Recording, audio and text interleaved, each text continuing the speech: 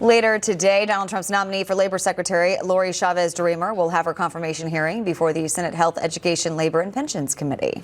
So Chavez-DeRemer has the support of some in her party, but there are some who question her ability to lead the Department of Labor. Yeah, for more on this, let's welcome in Oklahoma Senator and member of the Senate Health, Education, Labor, and Pensions Committee. Good morning to you, Senator. So what do you need to hear from her in today's hearing? What are you hoping to hear from her? Well, Charlotte, I'm at a little bit of an advantage here. Lori and myself and Sean O'Brien, the Teamster president, we all kind of did this together. We presented her to President Trump right after he won the election as someone that we thought we could build a coalition with. Keep in mind, the President Trump has brought a unique coalition together. You know, he won 63% of the Native American vote, which I'm Cherokee. First time a Republican president has carried the Native American vote since Nixon, and he's the first Republican president to carry the Union vote in decades. And so we have a responsibility to the party that he's expanded to bring someone that fits the new coalition we brought in. Well, as you know, and as your audience knows, Sean O'Brien and I had some pretty rough moments. We didn't really start off on a good foot. Mm-hmm. Oklahoma is a very strong right-to-work state, and because of President Trump, he put Sean and I at the same table. We have now built a friendship, and it was unique because he wanted us to work together to find, President Trump wanted us to work together to find somebody that the unions could accept and that the Republican Party could accept. It's called compromise. Compromise or negotiations means that not everybody is 100% sold, but we're good with the outcome. And Lori fits that new coalition and that direction. And the only person I know has been openly negative about Lori's nomination is Rand Paul, and he has a right to do that. But I think this fits the new coalition the president has put forth, and I'm excited about her being the new Secretary of Labor.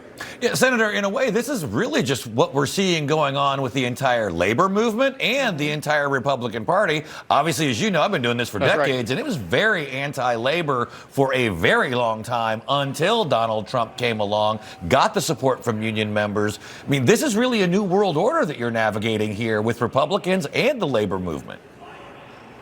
Well, what you have is you have a business guy that's in office, that's a very successful business guy that has sat there and said, listen, we have to put businesses first. And we know this. As a business owner myself who had problems with the union, but at the same time, we found a very workable path forward. We understand that the only reason why I've been moderately successful and the President Trump has been extremely successful is because the business owners have to have laborers, and laborers have to have businesses to be employed, and we have to have employees to be successful. And if we're all successful together, we can grow. The Democrat Party went woke, and they left the working class behind. They didn't represent the working class. The Republican Party underneath President Trump has welcomed that group in and saying, hey, we may have differences. We can set those aside and figure out how we have more in common than we have differences and move forward. And President Trump is the one that is leading that process. So I think as a Republican Party, we should continue to trust him like we did with Tulsi, like we did with Bobby. We should trust him and his nominations and the way he moves forward and know that he's got America's best interest in mind for all America, not just the ones that agree with him. And you talk about trusting President Trump and his nominations. I want to ask you about Kash Patel. Obviously, the Senate voted yesterday to move forward with the final vote scheduled for tomorrow to head the FBI. So I know you've been very vocal about the need to get Kash confirmed, and so soon. Why?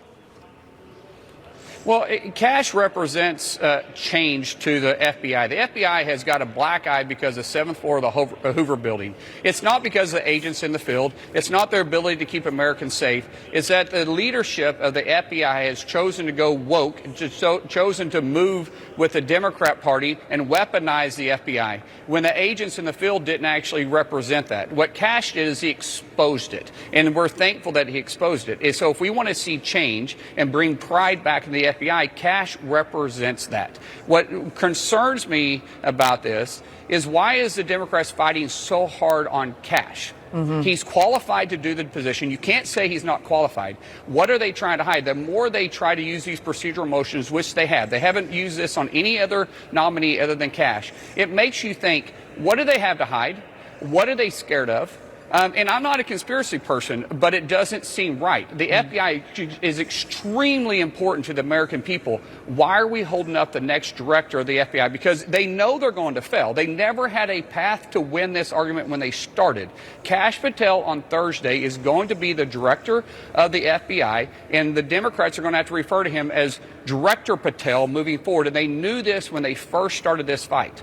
You know, in so our last I 30 believe that Kash is going to get there and expose them. Yeah, in our last 30 seconds, Senator, sorry to interrupt you. One of your colleagues, Senator okay, Dick Mark. Durbin, actually said that another 9/11 could happen if Patel is confirmed. Yeah. I mean, that's sheer nonsense. What is your reaction to that? I'm sorry, but Dick Durbin is completely out of line.